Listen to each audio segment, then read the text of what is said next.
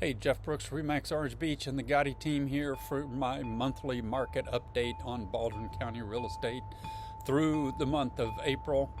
Not a lot of change really on interest rates, price, or inventory. Pricing in and inventory in the residential space still looks really healthy with some growth in inventory and a stable 4 to 5 months supply. And on the resort and condo properties, prices have moderated and the inventory remains high there. Here's your 1-year trend on interest rates. You can see it's really been pretty stable for about a year between that 6 and 7 range, and super stable since about November of last year. On the total volume for Baldwin County, the seasonal cycle is in swing here. We were up again in April over March at just over 300 million and 620 properties sold.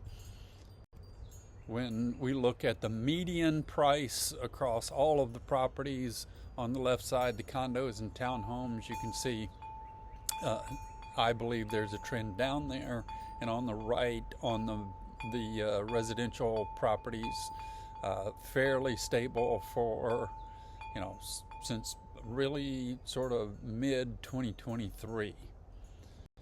As we look at inventory on the left side, condos and townhomes still at 14-month supply with almost 1,350 available. Only 120 closed in April. And on the right side, you can see residential sort of stable there for several months now, between that 4.5 and 5 month supply range. So we look at the price per square foot, gives an indication that maybe that moderation in pricing in the condo and townhome space has flattened.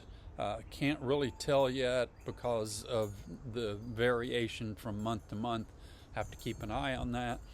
And you can see on the residential side, that trend just continues, and it's been there since sort of early to mid 2022. And I attribute that to the growth in population here in Baldwin County. I wanted to look at them a little bit deeper because I sent out a couple of articles last couple of weeks suggesting that there's been some fairly significant price reductions across the U.S. in general. And you can see on the right side, residential homes. Let me explain the graph. I took all of the sales for April and looked at what their original price when they got listed was and what they actually sold at, and did the delta. And so along the bottom there, that 0.05 is really all of the properties that sold between 0 and 5% below their list price. And then the 0.1 is everything that sold between 5 and 10% below list price. And you can see the majority of homes, residential homes, were in that 0 to 5% below original price that they sold. On the left, different story for the condos. You can see a much broader distribution. Sorry, we've got a bug here. Much broader distribution with 50-ish at the 0 to 5, just over 30 at the 5 to 10% below, and then as many as 15 at 10 to 15% below, and a 12-ish at 15 to 20% below, and then a few more out there even beyond that. So that's why I'm a little uncomfortable saying the median price in the condo space has moderated completely, and that maybe that median price trend may continue down a bit. Only, again, time will tell us that. What does this all mean for you? Again, I haven't changed this much since last month.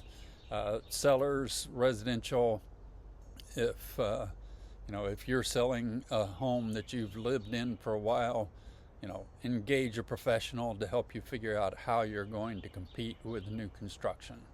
If you are trying to sell a rental property,